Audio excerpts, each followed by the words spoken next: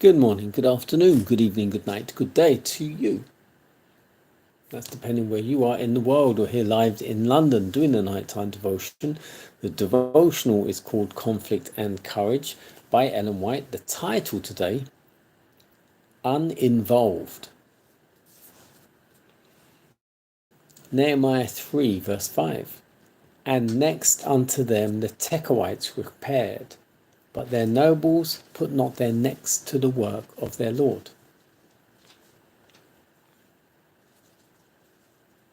Among the first to catch Nehemiah's spirit of zeal and earnestness were the priests.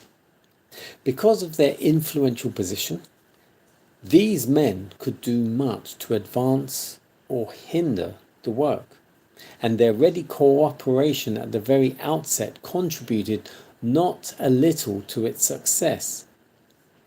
The majority of the princes and rulers of Israel came up nobly to their duty, and these faithful men have honourable mention in the book of God. There are few, the Tekoite nobles, who put not their necks to the work of their Lord. The memory of these slothful servants is branded with shame and has been handed down as a warning to all future generations. In every religious movement, there are some who, while they cannot deny that the cause of God's, still hold themselves aloof, refusing to make any effort to help.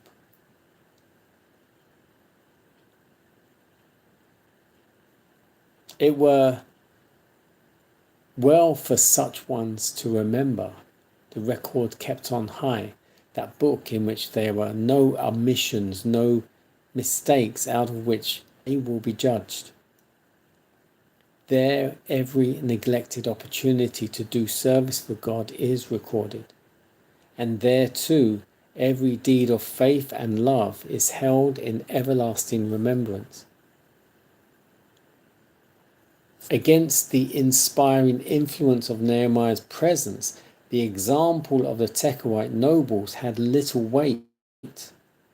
The people in general were animated by patriotism and zeal.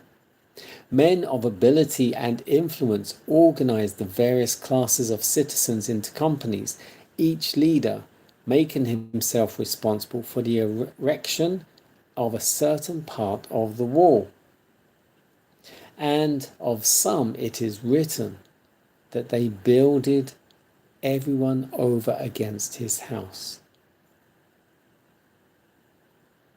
Nor did Nehemiah's energy abate now that the work was actually begun. With tireless vigilance, he superintended the building, directing the workmen, noting the hindrance, providing for the emergencies. In his many activities, Nehemiah did not forget the source of his strength. His heart was constantly uplifted to God, the great overseer of all. The God of heaven, he exclaimed, he will prosper us. And the words echoed and re-echoed, thrilled the hearts of all the workers on the wall. So the title, Uninvolved, actually refers to the Tekoites. Okay, I'm assuming it's carried on, but I had a technical hitch there. Even though God, the Father in heaven, was their Lord, they did not get involved. But everyone else did. But it was a case of, as I've said before, if you're going to worship the Father, the God of heaven and earth, you've got to do the work as well. Went to an all-night prayer meeting last night, and one of the things mentioned, as always, is it's all too well to have faith. But faith without works is dead. To have faith means you have to take that step forward, you have to do the work, and you have to move forward in faith, knowing that God will provide. And that's the hardest part, knowing where to step forward, when to step forward. But in every religious movement, there are those who will not want to be involved, although they will still want their positions in the organization.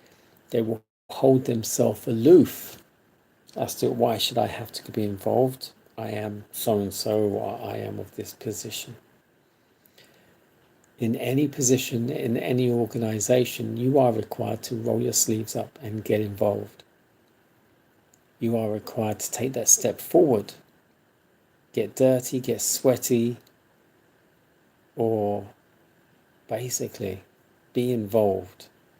And as there's always said, if you're going to be a leader, you lead by example. If you want people to work, you work.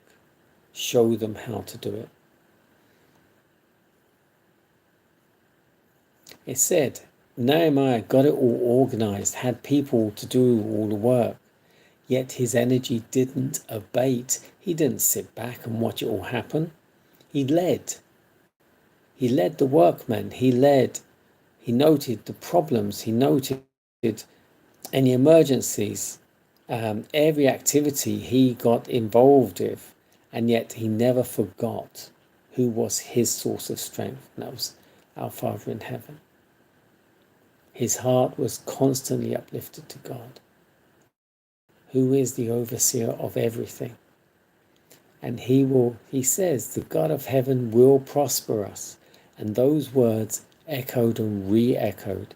And that's what helped the other workers who also followed God to follow him and to do God's will. And this is what we must do.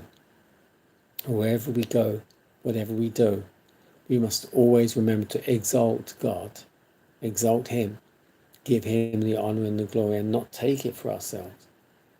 Because if we take it for ourselves, then some will not like that you are now bigging up yourself and taking all the glory. But many will admire your humility, that this isn't me. This is our God that did this. I'm just doing as he wills. God bless you. I hope you've had a good weekend. Let's get ready for the working week ahead.